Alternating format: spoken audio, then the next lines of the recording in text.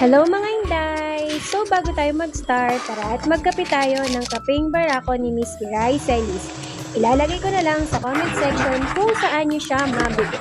Just click the link. So today, isasama ko kayo sa aking morning routine dito sa aming munting tahanan. Actually, dalawa lang kami ng partner ko dito. Ay, may kasama nga pala kami yung alaga naming puppy na si Toshi. 1 and 1 month old na para kading may alagang baby. Grabe, alam niyo ba, every morning ang dami kong nilalabhang basahan kasi kakapunas ko sa mga ihi ni Toshi every night. Alam mo yung ihi na nga siya ng ihi tapos namumuyat pa siya. So eto na nga mga Inday, aalisin ko yung mga pinagkainan niya kagabi at papalitan ko na rin siya ng bago kasi nga mamaya for sure gutom na naman yung Toshi tot na yan. So mabalik tayo, akin nga pala tong table na to. Dito ko nilalagay yung mga gamit ko, lalo na yung mga free samples na binibigay ni Sel. Kasi isa akong affiliate sa Nota app, kaya need ko ng table para sa mga ginagawa kong mga videos.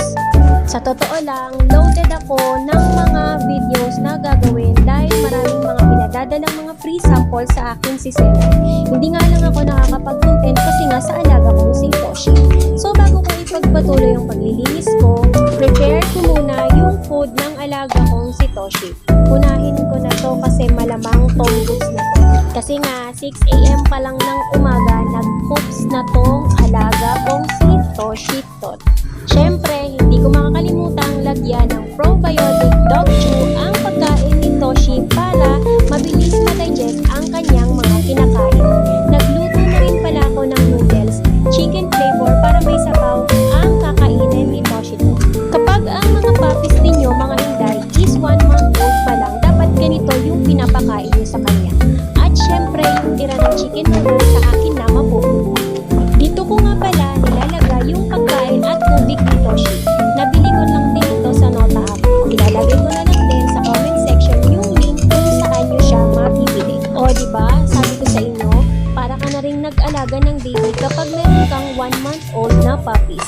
Meron na rin siyang gatas dyan at nakabukod yung mga utensils na ginagamit ko para sa pagkain niya. At ayan, balik na ulit sa kwarto para tapusin ang paglilinis at pagbalalampasok dahil guys, napakapanghi talaga, promise. Kaya talagang every morning, I make sure na lagi kong nilalampasan ng tubig na may sunrock itong sahig namin kasi nga, napakapanghi ng ihi ni Toshi. Minsan nga masaklap dito pa talaga siya sa kwarto nagpo-poops. Guys, talaga naman tong Toshi tot na to. Akala mo sanggol. Kailangan yata i-diaper ko na to para hindi na ako mahirapang magdampasok araw-araw dito sa aming munting kwarto. At syempre, dahil gusto ko mabango ang kwarto namin, umorder ako sa Nota app ng humidifier na may kasama na siyang lavender scent. Grabe ang bango nito, sulit na sulit kahit wala pang 100 pesos tong humidifier na to. Napakabango niya guys. Lagyan mo lang siya ng mineral water, tapos takpan mo siya kasama nung liquid humidifier niya.